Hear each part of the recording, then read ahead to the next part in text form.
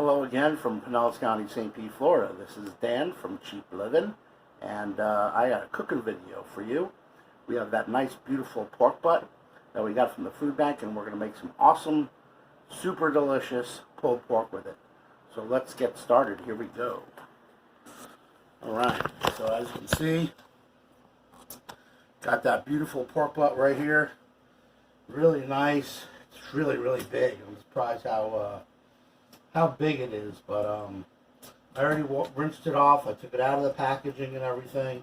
It's nice and defrosted all the way through, and I already rinsed it off. So you want to have a pretty decently sharp knife to do this.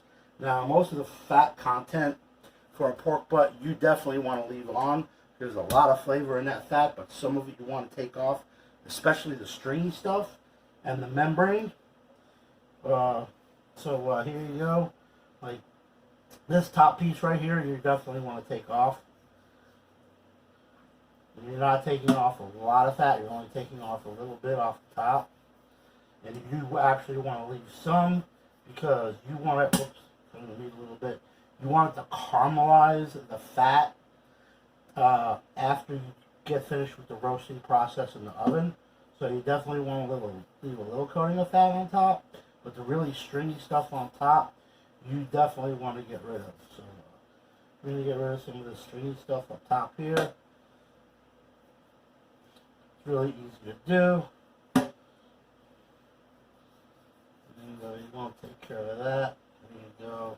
That's about it for the top. I mean, that's all you really need to take off.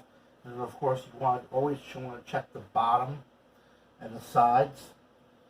So this piece right here, I'm going to get rid of that.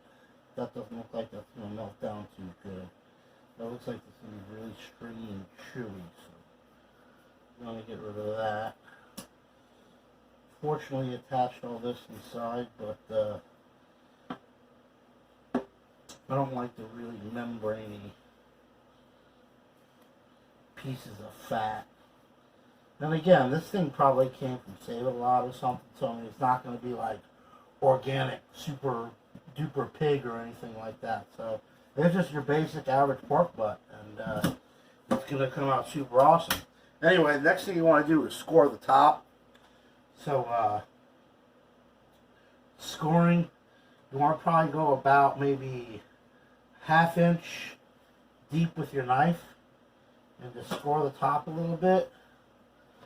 And you want to do lines through it. I will try to do my lines as even as possible. I'll do one.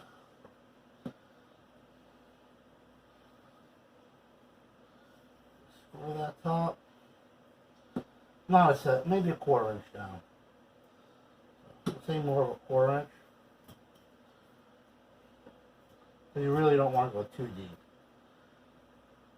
Another one here. There we go. That's a good grip on it. And then we will do one more on the edge.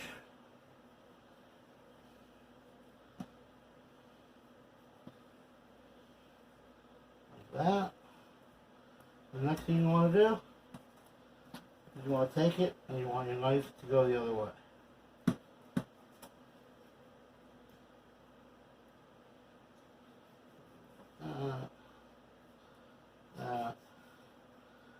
Keep on going. Follow lines. This thing is big enough for me to get full strokes with my knife. But I think you guys get the picture. It's going to the top of the pulled pork. Still looks something like that. It's not meant to look pretty, it's pulled pork. So, and then you want to score the bottom a little bit. Slice into it a little bit. There you go. Like that. Put one over here. And you want to do the same thing. Go in the opposite direction. Score it a little bit. Alright, so now that that's done, put the knife aside. Now the next thing you want to do is you want to put a coating of some kind of ground seasoning or whatnot on it, but you don't want to put too much because like I said, I am going to be using this in the final process right before I put it in the oven. I just bought this today at Walmart.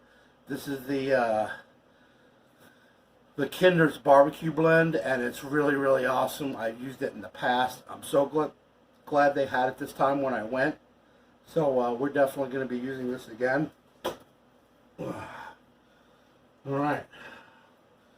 So I'm going to use a little bit of ground lemongrass. It's not too much. You just want to put a little bit. Okay. Not too much, guys. You want something for the marinade to grab onto. All you need. I'm gonna do a little bit of ground ginger. Like I said, you don't want too much. You don't want too little. I'll really come out of there slow. One more of that. Well, and maybe a little bit of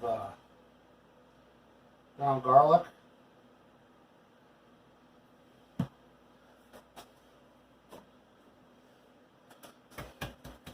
Alright, and the next thing you want to do is you want to flip it over. You want to do the same thing. Like I said, you're not putting a lot here.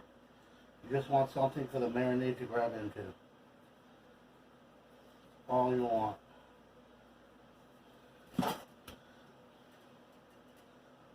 There you go. Now there's some ground ginger.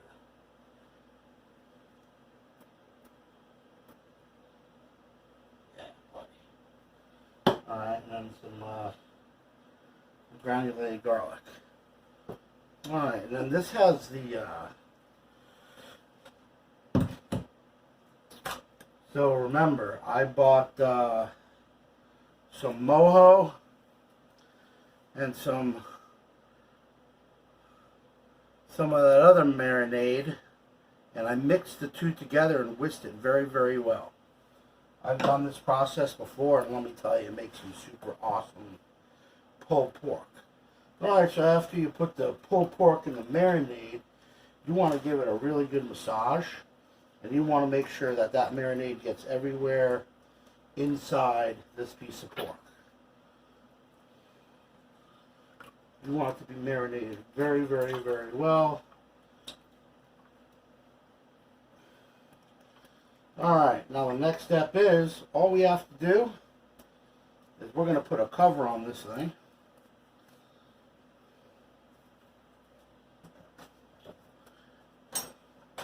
And we're going to wash off the bottom and the sides a little bit here. And we are going to put this in the refrigerator for 24 hours. However, when you can, you're going to want to flip it. I'm going to flip it right before I go to the store tomorrow to go check out those ribeyes.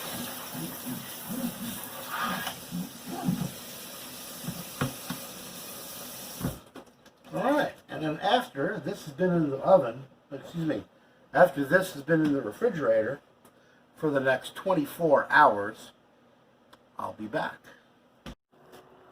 Alright, so this pork butt has been sitting in the refrigerator in the marinade for 24 hours, and now I'm going to show you what to do with it.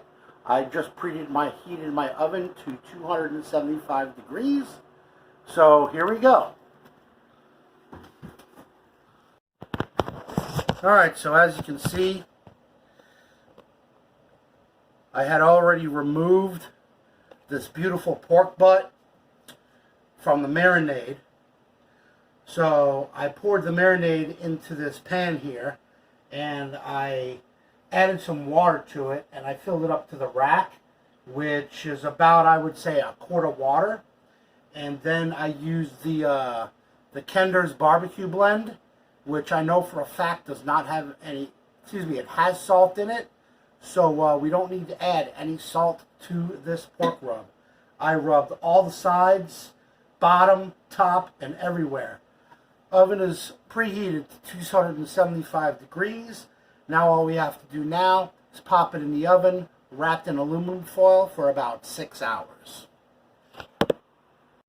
Okay, so as you can see, I drained the liquid out of the pan, and I actually took my oven off of broil low, and I put it up on 400 degrees for about like 3 minutes, maybe 5, and this is what it looks like.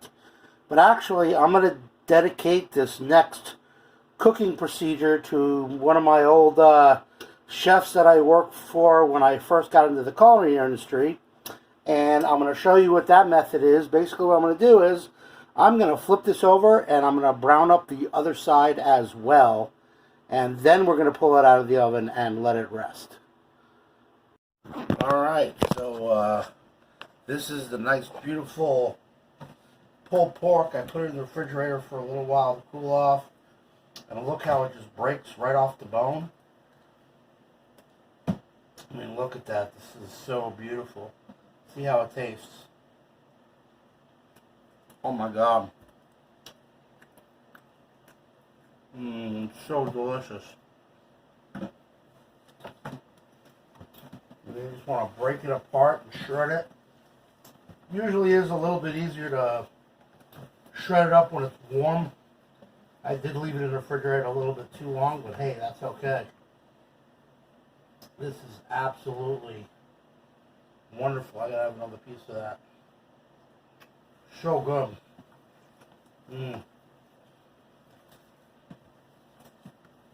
Alright, so that is our pulled pork. And I will show you what the plate looks like. I made some roasted corn. And,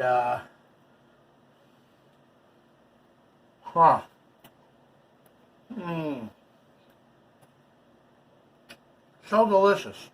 Anyway, I made some roasted corn and some seasoned baked potatoes. Excuse me, seasoned sweet baked potato. And I'll show you what the plate looks like.